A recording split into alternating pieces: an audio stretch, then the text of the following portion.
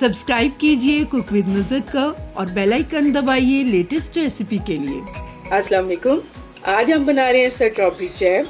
इसके लिए मैंने स्ट्रॉबेरी ली है 400 ग्राम। 300 ग्राम मैं चीनी का यूज़ करूंगी। 2 मेरे पास ये लीमू है, ये छोटे साइज के हैं। अगर आपके पास बड़ा हो तो एक ही लीमू काफ़ी है। तो चलिए बनाना शुरू करते हैं स्ट्रॉबेरी जैम। मैं स्ट्रॉबेरी को ब्लेंडर में डाल के थोड़ा हम इसे ग्राइंड कर लेंगे। पैन मैंने रख लिया, कोई सा बर्तन आप चूल्हे पे रखिए गहराई वाला। ये जो मैंने स्ट्रॉबेरी का मिक्सचर बनाया इसको डाल देंगे। साथ ही इसमें हम चीनी ऐड कर देंगे। बहुत जल्द बनने वाला ये जैम है। चीनी डिज़ोल्व होने तक हम इसी तरह चम्मच से इसे चलाते रहेंगे। 1 पिंच मैं इसमें नमक ऐड कर रही हूँ।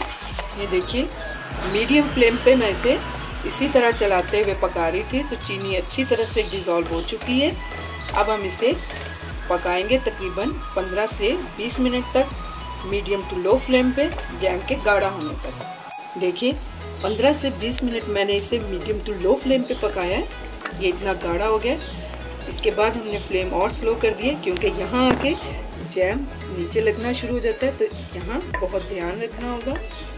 फ्लेम को थोड़ा सा मैं हाई करती हूँ और यहाँ मैं इसमें डालने लगी हूँ लेमन जूस। अच्छी तरह से इसे मिक्स करेंगे। ये देखिए 1 मिनट के लिए सिर्फ मैं यहाँ इसे पकाऊंगी और हम इसे ठंडा करके किसी कांच की बोतल में भर लेंगे। लीजिए जैम हमारा बिल्कुल रेडी है। तो मैं इसे एक प्याले में निकालने लगी।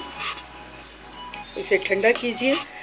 साफ़ सुथरी किसी कांच की बोतल में भर के महीनों तक हम इसे फ्रिज में रख सकते हैं। ये बिल्कुल ख़राब नहीं होगा। बोतल का साफ़ सुथरा होना बेहद ज़रूरी है। तो लीजिए स्ट्रॉबेरी जैम हमारा रेडी टू सर्व है। उम्मीद है आपको मेरी ये झटपट बनने वाले जैम की रेसिपी बहुत पसंद आएगी। मेरी रेसिपी को लाइक कीजिए, मेरे चैनल को सब्सक्राइब कीजिए। अल्लाह हाफिज़।